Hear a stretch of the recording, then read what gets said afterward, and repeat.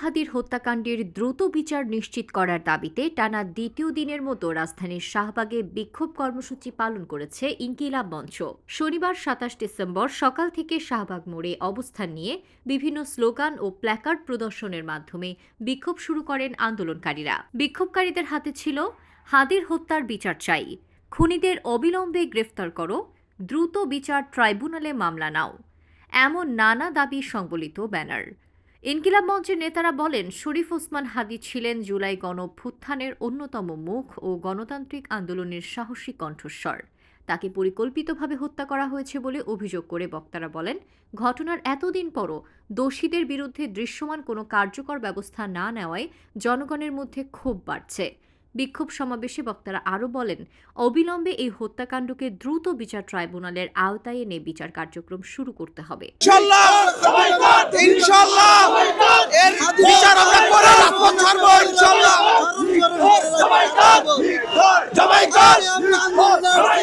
তা না হলে আন্দোলন আরও কঠোর কর্মসূচিতে রূপ নিতে পারে বলেও হুঁশিয়ারি দেন তারা।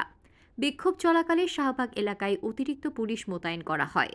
এখন পর্যন্ত কোনো অপ্রীতিকর ঘটনার খবর পাওয়া যায়নি। ইনকিলাব মঞ্চের পক্ষ থেকে জানানো হয়, দাবি আদায় না হওয়া পর্যন্ত শান্তিপূর্ণ আন্দোলন অব্যাহত থাকবে।